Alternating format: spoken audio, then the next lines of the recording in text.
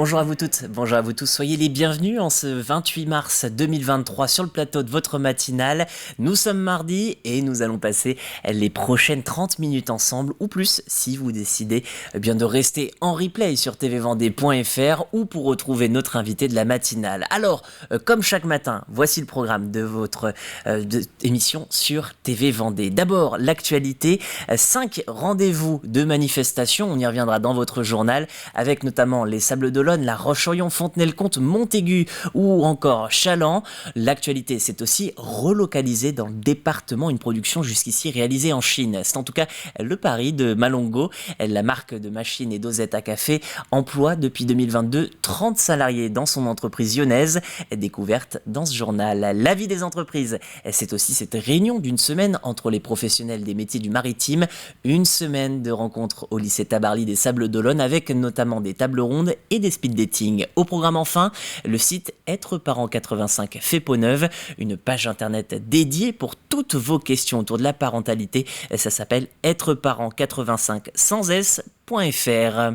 Dans vos chroniques, 1 plus info, où nous reviendrons sur une décision du Conseil d'État, limiter la pêche dans le golfe de Gascogne, une demande formulée par 3 associations, dont France Nature Environnement et Sea Shepherd France, pour protéger les dauphins. Mais ce n'est pas du goût de tous, notamment puisque ça pèserait une menace sur l'économie locale, vous l'entendrez dans le plus info. Votre chronique asso, elle, reviendra sur l'association Toi à Moi, implantée en Vendée depuis 2021. Il cherche encore à se développer. Et puis de la musique, avec votre extrait du jour, nous retrouverons les chanteuses et musiciennes de Marilus dans Backstage. Enfin, à 8h15, nous avions l'invité de la matinale. Ce matin, nous recevions la présidente de l'association Stop aux violences sexuelles 85. Les bénévoles organisent un week-end de formation les 1er et 2 avril prochains autour des violences sexuelles. Véronique Agrapard a répondu à nos questions et vous pouvez bien sûr retrouver en replay cet invité, comme je vous le disais en tout début de l'émission. Vous avez la liste de vos rendez-vous, mais que nous programme le ciel pour ce matin, un ciel gris pour vous accompagner ce mardi. Avec un peu de chance, vous verrez quelques rayons de soleil percer cette épaisse couverture nuageuse. Pour les températures de cette matinée, de 6 à 10 degrés. Dans les terres, comptez sur une moyenne de 7 degrés, 8 sur la façade atlantique. Et la maximale 10 degrés, donc ce sera pour l'Île-Dieu. Dans l'après-midi, on prend les mêmes et on recommence. Beaucoup de nuages, très peu de soleil. Le thermomètre affichera 14 degrés dans le territoire, 13 sur la côte. À noter 15 degrés, la maximale pour le sud-est du département. Sur le littoral vendéen à présent, la marée, eh bien, elle remonte. Le pic est attendu à 9h26 avec un coefficient de 46. La marée basse ensuite, c'est à 16h16 et la seconde marée haute aura lieu à 21h40. Là, le coefficient s'affaiblit encore, 38. Soyez donc vigilants au moment d'emprunter le passage du Gois ou de vous rendre sur les plages. Mais si vous préférez aux plages les marchés, voici vos rendez-vous du jour. Eh bien, on est mardi, vous le savez, il y en a beaucoup plus que le lundi, 4 le lundi. Là, je n'arrive même pas à les compter sur les doigts de mes deux mains. Challans, Saint-Hilaire-de-Riez, Saint-Gilles-Croix-de-Vie, Brême-sur-Mer, les Sables-d'Olonne, Talmont-Saint-Hilaire, Landronde, La Roche-sur-Yon, si on reste uniquement dans l'ouest du département, l'Aiguillon-sur-Mer pour le marché du jour. En tout cas, la commune accueille 2 marchés, c'est les vendredis matins mais aussi les mardis matins. Donc aujourd'hui, les marchés se tiennent toujours au centre-bourg, place du Docteur Giraudet devant la mairie. Il vient d'ouvrir, c'était vers 8h. Vous avez donc encore beaucoup de temps pour en profiter toute la matinée finalement. Vous pourrez profiter aussi de ce marché pour souhaiter la bonne fête aux Gontran si vous en connaissez ou si vous en croisez. En tout cas, le soleil, lui, est levé depuis 7h49. Vous êtes levé pour le journal. Alors je vous propose qu'on y passe tout de suite.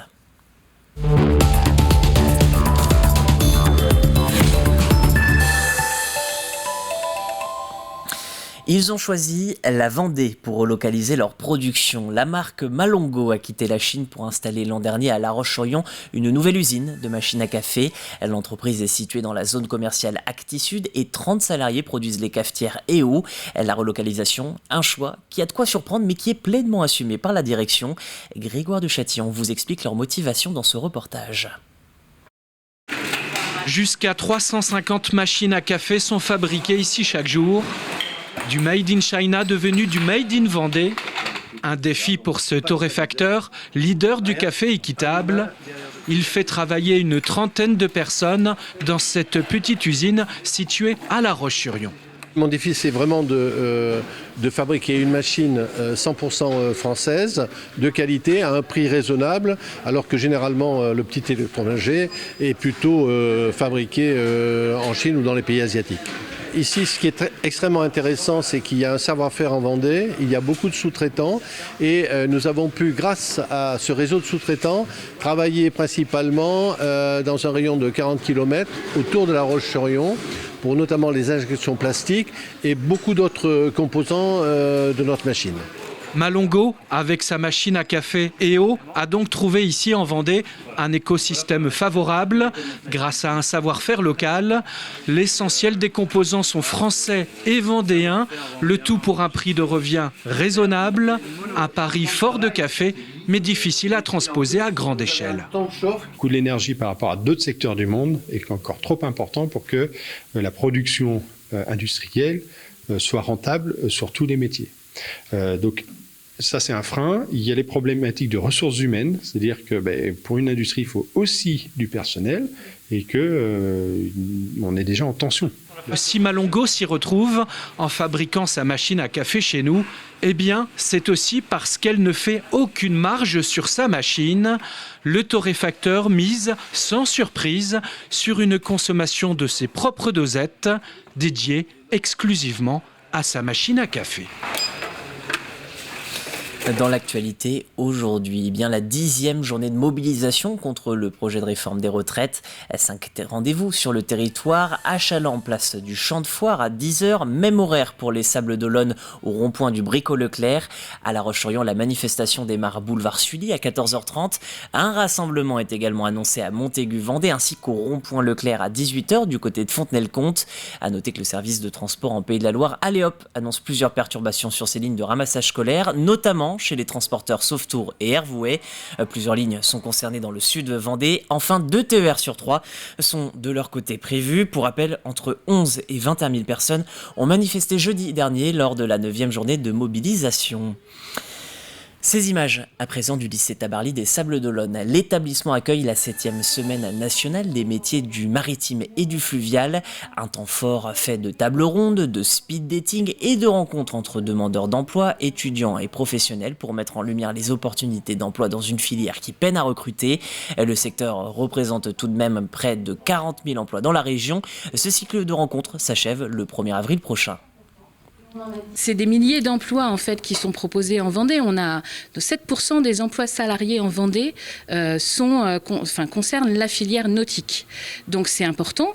On a 19% d'offres d'emploi en plus dans ce domaine. Donc ce sont des milliers de recrutements possibles dans la filière, mais en plus avec une variété de métiers qui est assez riche. Éducation. L'abeille vendéenne dévoile une nouvelle formation apicole dans le sud Vendée. Cette nouvelle ruche vient de s'installer à Pissotte et la première session de formation débutera le 8 avril. Le but, vulgariser les connaissances autour de cet insecte très important pour le maintien de la biodiversité. La formation distillera quelques conseils pour bien s'occuper d'une ruche. Elle est dédiée aux amateurs mais proposera également des actions de prévention et des interventions auprès des scolaires. Reportage d'Agathe Poulet dans le sud Vendée.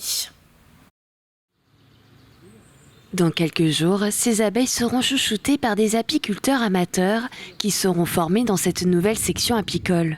Une démarche pédagogique pour préserver ces pollinisateurs et sensibiliser le public. J'avais beaucoup de demandes par des personnes qui voulaient avoir une ruche ou 2 ruches. Et depuis 5-6 ans, j'allais chez eux. Quand ils avaient une ruche, je leur disais comment faire pour récolter du miel. Et avec M. Nacour, un soir, on a discuté et on a décidé de faire une association. J'ai contacté Franck Alétru qui nous a dit de faire plutôt une section. Une section qui rejoint le rucher école de l'abeille vendéenne basée à La Roche-sur-Yon pour satisfaire la forte demande d'inscription, mais également informer le public des difficultés rencontrées par la filière apicole. L'enjeu est important. L'enjeu, il est lié à la biodiversité, qu'il s'agisse des cultures sauvages ou qu'il s'agisse de l'agriculture. La perte des pollinisateurs est extrêmement grave au niveau de son impact sur l'environnement. À peu près 1 fourchette sur 3 de ce que nous consommons dépend directement des abeilles. D'où la nécessité de les préserver. Pour le maire de la commune de Pissotte, cette section permettra de former les amateurs mais aussi les plus jeunes avec des démarches pédagogiques dans les écoles. Un véritable enjeu sur ce territoire riche en biodiversité. Je pense que de former des jeunes, c'est l'avenir de demain qui s'assure. L'enjeu, c'est que on a la chance d'être sur un site quand même qui est très bien positionné, le site du Belvédère, qui est une propriété départementale. On est au-dessus la vallée de la Vendée, donc je pense que c'est un ensemble et que l'abeille fait partie du cycle de la vie végétale également, comme de la vie animale. Les premières ouvertures des 14 ruches se feront à partir du 8 avril. La Vendée en compte actuellement 9000. Où trouver une nounou proche de nous? Y a-t-il un pédiatre dans le voisinage à contacter? Quelle sortie proposer aux jeunes enfants?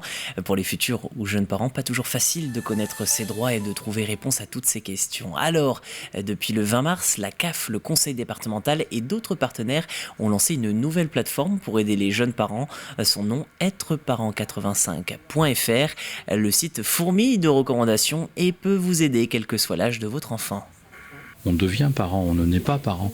Et donc on peut avoir envie d'avoir des enfants, et puis ensuite il faut trouver des solutions de garde, il faut trouver des solutions de scolarité, et puis un enfant peut tomber malade, et une maladie qui peut générer un handicap, etc. Et donc quand on est parent, parfois, on peut se sentir seul. Être parent 85 se veut être un site qui accompagne en fait au quotidien l'ensemble des parents, là en l'occurrence de Vendée, puisque c'est Être Parent 85.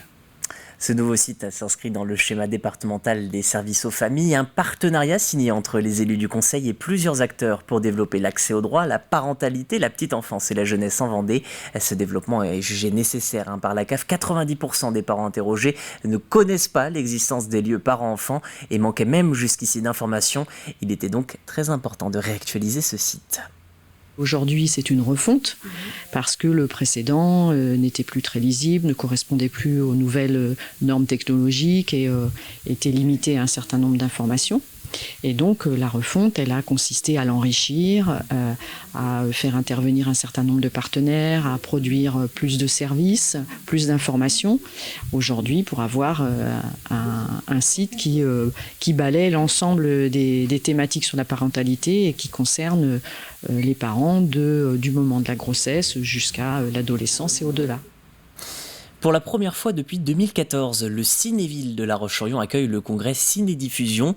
L'entreprise est chargée de faire le lien entre les exploitants de salles et les diffuseurs de films. Plus de 300 cinémas utilisent ce service pour obtenir une grille de programmes hebdomadaires et qui est ensuite remodelée par les professionnels.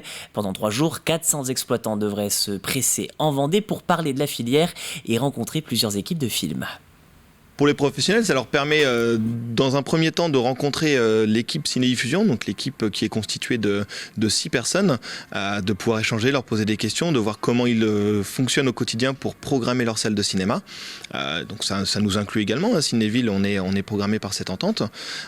Et puis donc de rencontrer des équipes de films, parce que c'est pas tout le monde n'a pas la chance, je dirais, de pouvoir recevoir dans son établissement des équipes suivant les cinémas qui sont programmés, et puis de créer un moment privilégié avec les collègues. On attend à peu près 400 exploitants de salles de cinéma. C'est aussi l'occasion pour eux, au moins une fois par an, de se rencontrer, d'échanger et de voir comment fonctionne chacun de leur établissement. À noter 2 avant-premières publiques en parallèle du congrès, 10 jours encore sans maman en présence de Franck Dubosc. Demain, Danny Boone et Cadmerat viendront défendre le nouveau long métrage du ch'ti, son nom, La vie pour de vrai. Voilà pour l'actu du jour. Un mot avant de retrouver vos chroniques du matin. Dans ce point détaillé sur la météo, vous le savez, et vous le voyez, beaucoup de nuages, peu de soleil, tout le monde à la même enseigne.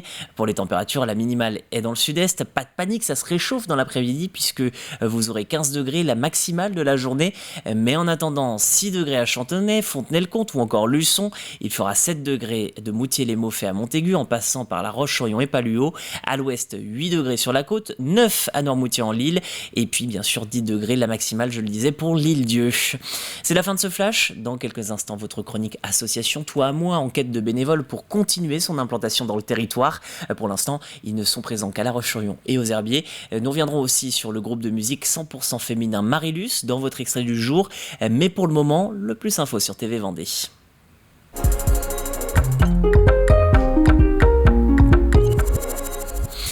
Depuis 2 ans, 3 associations, dont Sea Shepherd France et France Nature Environnement, se battent pour limiter la pêche dans le golfe de Gascogne.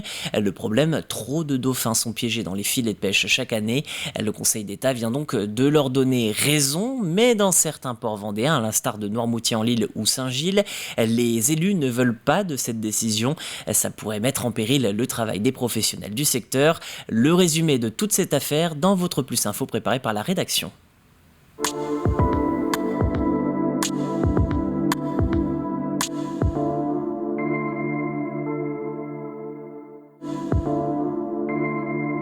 Ça fait 6 ans que Sea Shepherd France est sur le dossier, qu'on est notamment aussi sur les zones de pêche, chaque nuit en hiver et en été, puisque là on est sur la 9e édition de l'opération Dolphin Bycatch, qui vise justement à alerter sur le sort des dauphins. Donc on est content de cette décision. C'est le ministre qui aujourd'hui a dans ses mains le fait d'appliquer ou pas cette décision. Et nous on lui demande d'attendre que tout ce qui a été mis en place aujourd'hui puisse être analysé pour voir si ce que font les marins-pêcheurs permet d'améliorer justement cette relation avec le dauphin et faire en sorte qu'on empêche moins.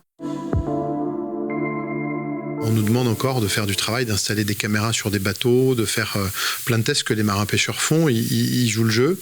Et avant d'avoir les résultats de ce travail, avant même qu'une partie de ce travail soit lancée, on décide de fermer ces zones de pêche, venant condamner toute une filière. Ce sont des conserveries, ce sont des emplois industriels, ce sont des familles de marins-pêcheurs. C'est 800 emplois directs à Saint-Gilles-Croix-de-Vie, 800 emplois directs qui sont concernés par la pêche et qui sont menacés demain. On sait bien que ça va engendrer un certain nombre de difficultés. On en est tout à fait conscient. Après, voilà, ça fait de nombreuses années maintenant qu'on alerte sur cette problématique-là. Et donc, on aurait aimé aussi pouvoir arriver à une solution plus rapidement qui leur aurait peut-être davantage permis de se préparer. Dans le cadre, de nos discussions avec le gouvernement, on évoquait notamment le possible recours à un fonds européen qui pourrait prendre en charge en partie le manque à gagner pour les entreprises concernées. Il faut voir quelle est la faisabilité de la mise en œuvre de ce dispositif-là, si d'autres dispositifs peuvent être éventuellement envisagés. Les estimations scientifiques pour les captures de dauphins dans le golfe de Gascogne, c'est 10 000 dauphins par an. Donc c'est plus que ce que l'espèce peut encaisser. C'est pour ça qu'aujourd'hui on a une vraie menace. Les échouages, c'est uniquement la face visible, parce que c'est une infime partie qui arrive jusqu'aux plages pour s'échouer. Malheureusement, aujourd'hui, c'est un des seuls outils qu'a la communauté scientifique pour justement faire ces estimations. C'est pour ça aussi que le Conseil d'État a demandé plus de transparence. Les pêcheurs aujourd'hui sont vraiment une infime minorité à déclarer les captures de dauphins. Donc, on est sur des estimations avec des échouages. Et ça, c'est pas tenable. On sait que c'est entre 900 et 1000 sur les premiers mois de l'année. Donc ça, on le sait. Mais il faut le ramener à la population de dauphins. Et puis, il faut surtout le ramener à cette pêche que l'on fait ici. Que l'on interdise demain les grands chalutiers qui viennent piller le fond des mers, qui viennent de l'étranger, ça me pose pas de souci. Qu'on interdise, nous, notre petite pêche artisanale dans nos petits ports de pêche de Vendée, c'est la fin des ports de tout le littoral atlantique français.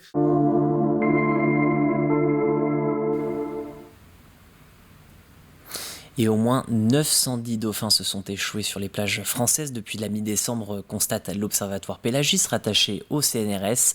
L'État, de son côté, a 6 mois pour faire respecter cette décision de justice. C'est la fin de ce Plus Info préparé par Colline Davy, mais vous la retrouvez tout de suite dans la chronique Asso.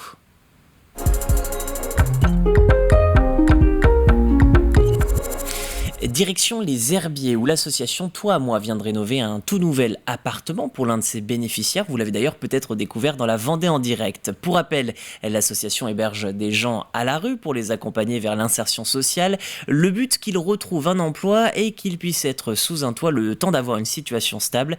L'association aimerait poursuivre ses missions et son développement dans le territoire. C'est pour cette raison que Colline Davy est allée à leur rencontre. Ils ont besoin de vous. Bonjour la Vendée, aujourd'hui vous le voyez, on est dans un appartement de l'association Toi à Moi qui aide les Vendéens. Qu'est-ce qu'elle fait exactement cette association ? Alors Toi à Moi a pour but d'aider les sans-abri à changer de vie durablement, à les sortir de la rue définitivement. C'est issu d'un mouvement sociétal et d'une initiative citoyenne. Et alors pour les aider à se réinsérer, vous avez besoin de monde un peu, comment ça se passe ? Alors pour les réinsérer, on achète des appartements, on a un travailleur social, c'est pour les accompagner, et on a des bénévoles qui les aident à sortir de l'isolement durablement et à tisser des liens avec eux. Et alors, si on veut être bénévole, qu'est-ce qu'on fait? Comment ça se passe? À qui on s'adresse? On va sur le site de l'association et il y a une page directement sur laquelle on peut contacter la Vendée. Et j'y répondrai le plus rapidement possible. Et n'importe qui peut venir vous aider? N'importe qui. Oui, il y a une limite d'âge quand même, des majeurs, mais toute personne motivée et puis qui veut s'engager auprès de sans-abri. Vous avez aussi besoin de logements, de bras pour aider à rénover. Comment on fait? Alors on a 4 appartements à La Roche, 2 aux Herbiers, donc les 2 appartements aux Herbiers finissent d'être rénovés là. On a surtout besoin de bénévoles pour aider ces personnes à tisser du lien et puis de citoyens qui vont soutenir cette association financièrement par un petit don mensuel, chaque pièce compte. Et ça va nous permettre d'acheter d'autres appartements et de s'installer à Montaigu, à Chaland, à Fontenay-le-Comte, Luçon, Les Sables, d'essaimer tout ce projet dans la Vendée. Parce que l'idée c'est de se développer au maximum. L'idée, c'est d'aider toutes les personnes qui en ont besoin, surtout, et qui en ont envie. Voilà. Eh bien, vous l'avez compris, si vous aussi, vous souhaitez aider ces gens pour se réinsérer, n'hésitez pas à contacter l'association. Elle a besoin de vos bras. Et puis moi, en attendant, je vous laisse. J'ai un appartement à réparer.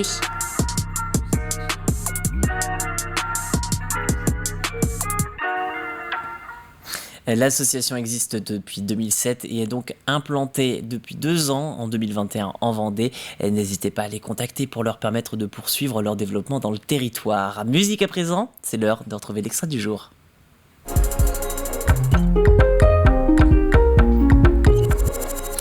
Nouveau mardi, nouveau backstage. Ce matin, les invités de David Auvinet sont Marie et Lucie. Elles ont donné naissance au groupe de musique Marilus.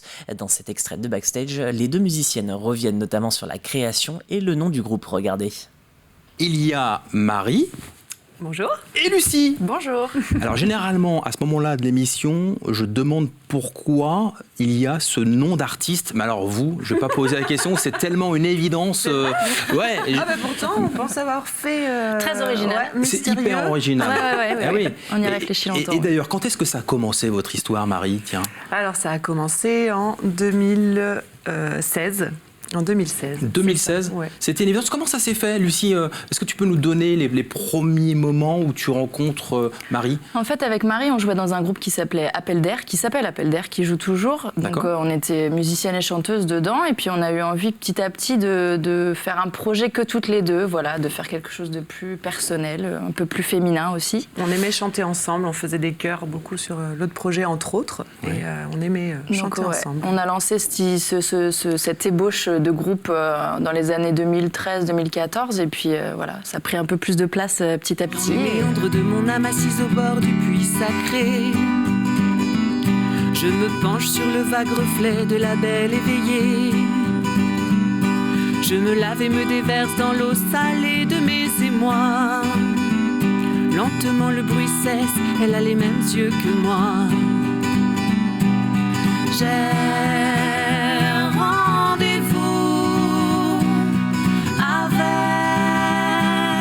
ma femme sauvage. Un extrait tout en douceur. Marie et Lucie, Marilus, donc le groupe qui se produit d'ailleurs à Tiré. Ce sera le 31 mars prochain. N'hésitez pas à vous rapprocher de la billetterie pour découvrir ces 2 chanteuses. Il est désormais l'heure de regarder votre jeu sur TV Vendée.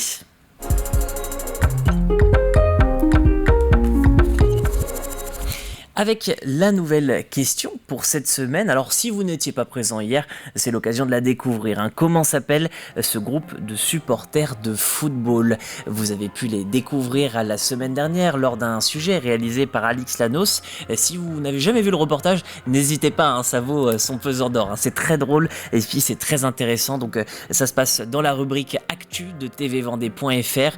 Vous cherchez ce sujet d'Alix Lanos et vous aurez certainement la réponse puisque c'est dit que le nom de ce groupe, il est donné plusieurs fois d'ailleurs dans le reportage qui s'est tenu du côté de Saint-Prouan la semaine dernière.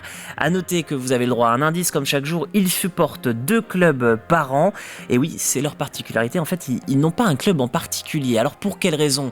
à vous de voir, hein. Vous pourrez le découvrir en regardant le reportage complet si vous ne le connaissez pas. En tout cas, si vous le connaissez, si vous avez la réponse, vous allez sur notre site internet dans la rubrique Jouer, vous rentrez vos coordonnées et vous pourrez tenter de remporter 2 places pour le Ciné Triskel à Luçon, cette fois pour un spectacle d'hypnose. Ce sera le 22 avril à 20h30. Voilà, vous avez toutes les informations sur votre matinée en Vendée. Je rappelle quand même, attention à ce point sur la 10e journée de mobilisation contre le projet de réforme des retraites. N'oubliez pas qu'il y a 5 rendez-vous dans le département si vous avez prévu de vous déplacer et que vous voulez éviter les perturbations, ou si vous voulez manifester au contraire, ce sera à Châles en place du Champ de Foire à 10h, même horaire du côté des Sables d'Olonne, rendez-vous au rond-point du Bricot-Leclerc, à La Roche-sur-Yon, manifestation boulevard Sully à 14h30, un rassemblement est prévu du côté de Fontenay-le-Comte, ce sera à 18h au rond-point Leclerc, et enfin à Montaigu, Vendée, sur le rond-point du Carrefour de l'Europe, il y aura une opération de tractage dans la journée.